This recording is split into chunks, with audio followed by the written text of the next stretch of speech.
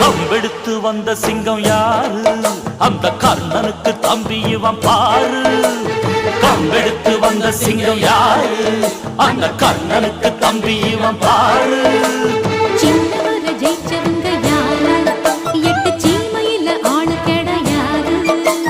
வெற்றி மேல் வெற்றியே எப்போதும் தந்தவுங்க. ஜிம் தலக்க ஜா ஜிம்மால ஜிம் தலக்க ஜா